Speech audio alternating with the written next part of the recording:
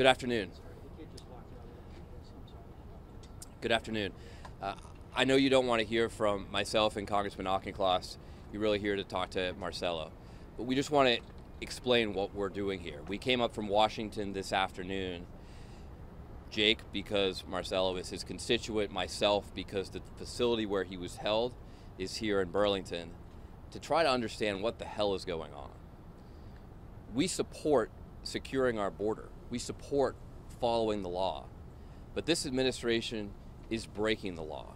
This administration is not keeping us safe by putting 18-year-old honors students in prison. I think you'll hear from Marcelo just what conditions he was held in, and Jake and I are going to go in and inspect them for ourselves. Well, what we see here today, it's not American. It doesn't represent our values. And we may very well find that this administration is just outright breaking the law. Jake? Thank you to Congressman Moulton. I'm Congressman Auchincloss. I represent the city of Milford, and I speak on behalf of my constituents in Milford with whom I joined in solidarity on Sunday when I say that this is not what law and order looks like. My constituents in Milford support secure borders. They support their local police department. They support deporting individuals who are a threat to public safety. They do not support harassing a high school student carpooling to his volleyball practice, who's an honors student who is a member of his high school band. That does not make the community safer. This administration has its public safety priorities backwards. They are rolling back regulations on ghost guns, but pushing tax breaks for silencers, for pistols. They are pardoning the cop beaters of January 6th and bullying and harassing dreamers and high school students like Marcelo. This administration needs to fix itself. It needs to uphold the rule of law, and it needs to stop hassling communities who want to support law and order to keep their downtown safe. And I'll turn it over to Marcelo. My name is Marcelo Gomes de Silva. I don't want to cry, but I want to say that that place, it's not good. It's not good. Ever since I got here, they had me in handcuffs. They put me downstairs, and I was in a room with a bunch of 35-year-old men, and those rooms were small compared to the size of like how many men were there. There was like 40 men in there. We would barely get any attention from the people there. It'd be really hard. I haven't showered in 6 days. I haven't done anything. The only thing I could do is thank God every day, because that's all I would do. I would pray there. I would talk about the Bible to them. Sometimes our lunch and dinner would be crackers, and I would share with the people there, because they're like all 35-year-old men who have kids, and obviously, you know, like they eat more than me, so I gave them food. I shared with them. I gave them whatever they needed. I told them about the Bible. At the end of the day, this place it's not a good spot to be. Nobody should be in here. Like, most people down there are all workers. They all got caught going to work, and like these people have families, man. Like, they have kids to go home to, and there's like genuine criminals out there that people aren't giving attention to. They're getting good people that don't deserve to be here. I was one of the translators in there, because I speak English, Portuguese, and Spanish, and they would come in there with their papers, and they would say, "Can you translate this for me? Because I don't want to sign something and get deported."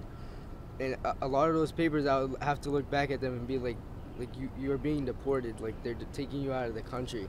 And I would have to watch people cry, like people with kids, like 10-month-old babies. No one deserves to be down there. You sleep on concrete floors. The bathroom, I have to use the bathroom in the open with like 35-year-old men. Like, it's humiliating. Like, you have to pee and poop there. I haven't pooped in 6 days. I couldn't use that bathroom. I just felt embarrassed for everybody there. That's mostly what I have to say. I thank Jesus. So this right here is a bracelet that a Brazilian friend made me there. This is how we sleep. This is our blanket. They give us a really long sheet of this thin aluminum, I'm guessing, and we lay down on the concrete floor and put that over us and just sleep through the night. The doors are the doors are big, but there's only a small gap, and like there's days where we peek out the gap and we say, hey God, can you give us something? And he'll be like, yeah, I'll get you it, and he would never come back. Like he would never. I asked for a Bible, and like for people to say that, for me to say the Pledge of Allegiance at my school every single day and not have a Bible in a federal agency place, it's horrible. It doesn't make sense to me, because like to me, I always choose God first, and that's all I did there. I would pray. It's not a good place. It's Marcelo, not good. ¿puedes decir algo en español, por favor? Sí. ¿Cómo te sientes? Es un lugar muy difícil, no es un lugar legal. Muchas personas viejas fican lá dentro y yo no gusto. La única cosa que me trajo alegría es Jesús, orando todo día, falando de Dios para los otros. Única cosa bien. Marcelo, what did it mean to you to see your teammates, your classmates, they walked out of school, they played their heart out in the playoffs for you? What was it like to see your community stand up for you? So, I never got to see anything. We don't have TVs in there. We don't get to see the daylight. Supposedly, we're supposed to stay there for under 72 hours. Like I said, I stayed there for 6 days. To check the time, we have to like try to peek our head out of that door to just see what time it is. We don't get to see outside. We don't get to walk outside. We all stay in there. The only chance we get to breathe is when they open that little gap and some cold air comes in, but that's it. Marcelo, can I ask you, this has been a display of community. Your friends have come together, your teammates. You know, how are you feeling right now, genuinely? I'm extremely happy. All like I said, all glory goes to God, and I heard a lot of people talk bad about my dad, but if you want to talk bad about my dad, you have to talk bad about me, because he raised me, and if I have so much support from everyone from my town, then he doesn't deserve any hate, because I was raised from him. Like everything I got was from my dad. He's a good person. He never did anything wrong. He's a nice guy. I'm very grateful for all the support, more than anything in this world. Marcelo, podemos decir en español, estamos al aire. ¿Cómo te sientes con lo que pasó? ¿Tu papá, algún mensaje, el apoyo de tus amigos? Yo siento que mi papá no es bien la, how do you say, hate. No es bien la maldad que las personas están diciendo de mi papá, porque mi papá es un cara bien, porque todo el mundo dice que yo soy bien y yo pego eso de mi papá. Y yo soy muy feliz por mi comunidad. ¿Cómo has sentido el apoyo de tus compañeros del equipo de voleibol y de la secundaria luego de tu liberación? Muy feliz, muy feliz. Estoy muy grato a mis amigos, porque yo dice a todo el mundo, tú tienes que ser una buena persona todos los tiempos. Tú tienes que ser bueno, tú tienes que ser optimístico, y así que yo viví lá dentro, orando a Dios, dando gracias a Dios. Marcelo, are you concerned now about your father's safety? Happen to you, knowing your immigration status? Did you know that this would ever happen? And did you get a chance to talk to your family finally? What did they say? I like that, and I'll go to you. I didn't specifically know about my immigration status because I came here when I was 6 years old. And when I got here, the woman said, she was like, do you know why you're arrested? And I said, no, I don't. She said, because you overstayed your visa. You came here in 2013, and in 2015 you overstayed it. And I told her, I was like, ma'am, I was 7 years old. Like, I don't know nothing about that stuff. Like, I don't understand how it works. And she was the only person in that place that was like, oh, like, I understand, like, I get it. She was the only nice security, one of the only nice security guards. There was this other guy that would let me use the phone at night sometime to talk to my parents. Those two people mean the world to me. The world. And your dad, how are you feeling about your dad's status and what's going to happen to him? I don't want anyone to touch my dad. I want my dad, my dad would call me at night with my brother and sister, and he wouldn't stop crying, and he would talk about how, like, he can't even go outside. Like, why? Like, there's no reason for this, you know what I mean? Like, my dad has never did anything wrong. My dad's everything to me. He's never, everything I learned was from my dad, and like, if he shouldn't deserve to get any hate. Marcelo, how do you go back to normal after this? Can you? I don't know. I feel like I'm optimistic, like very optimistic. I always look to God for things, so I feel like I always remember this place. I always remember how it was. I'll always be grateful for everything that I have outside of that place. What was it like the first thing you wanted Saturday when they stopped you? What was going through your mind? Did you know immediately what was happening? So I picked up my friend, and on the way that I was about to leave, I saw them behind me, and I saw a car behind me. I thought it was a normal car, and I just kept driving normally, and then he pulled me over right when I got into my friend's house in her driving lot. He stopped right behind me, and he got out his car, turned on his lights, and he knocked on my window, and he said, "Can you get out of your car?" Why? And he told me to give him my license and registration, which I did, and whatever, it took some time. I was in shock. I didn't know what was going on, and he ended up saying, "Why? Do you know why you're under arrest?" And I said, "No, I don't." "Why?" And he said, "Because you're illegal. You're an immigrant." But like, he gave me no reason to stop me, no reason for a traffic stop, nothing. And apparently they say they're trying to get my dad, but I'm here, like, not my dad. So that doesn't make sense. It doesn't make sense. So do you feel like the people that say that those that are here illegally, that's wrong and that's a crime, what do you say to them? Can you repeat that? The people who say that being here illegally is wrong and that it's a crime, but you say what to those people? I'll skip that question. What are you looking forward to most when you get home? Oh man, I want to hug my dog, my baby Luna, my sister, my brother, my mom, my dad. I think your girlfriend's a Dairy Queen. Is that? I don't know where she is. The dog might be at my she's house, everywhere. by the way. I've fallen in love with her.